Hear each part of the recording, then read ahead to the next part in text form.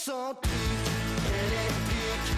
Elle se couvre de sa robe de velours. Elle est excentrique, électrique. Les gars, il y a une couple de mois, moi, je reçois une chanson, un vidéoclip, tout est là, et je connais pas la formation, puis je me rends compte après coup que c'est tous des boys d'une quarantaine d'années qui ont des familles, tout le kit, qui ont déjà fait de la musique, puis finalement, ils ont décidé que c'était là que ça se passait. C'est le clan de la Savate. Comment tout ça s'est bâti? Il y a 3 ans. Le 3 ans, presque jour pour jour, est venu l'envie de dire, justement, on repart un projet, on veut jouer de la musique, c'est le temps ou jamais. Tu sais, il y a des côtés comme ça que tu penses que c'est derrière toi, que tu as pris ta retraite un peu jeune, c'est venu nous rattraper.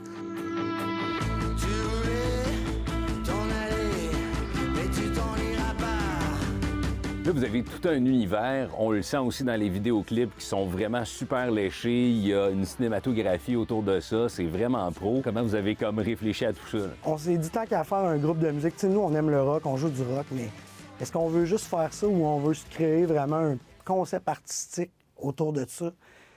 Puis ça, maintenant, c'est loin un chalet pour faire de la création. Un bon matin, on s'est levé au chalet comme ça. Puis là, c'est là que Charbon, lui qui parle jamais quasiment, il s'est levé, il a tout sorti l'idée de même. On a fait « Oh, OK, on embarque, let's go ». Puis là, c'est là que ça a parti. Puis ça va déjà au-delà des frontières, parce que là, les Français disent que c'est complètement barré, c'est une régalade, il n'y a pas photo, hein, c'est de la bombe. Exact, je pense que cette citation-là est tout à fait exacte.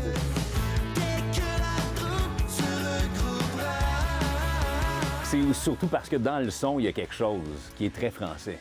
Il y a quelque chose, il y a des gens qui nous comparent parfois à Indochine dans la sonorité ou dans le type de vocal.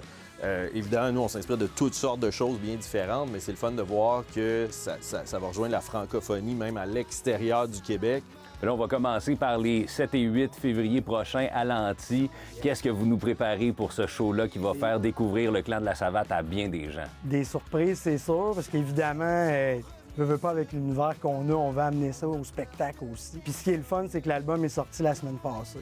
Pour ceux qui l'ont pas écouté, là, c'est disponible sur toutes les plateformes. L'armée des voyous.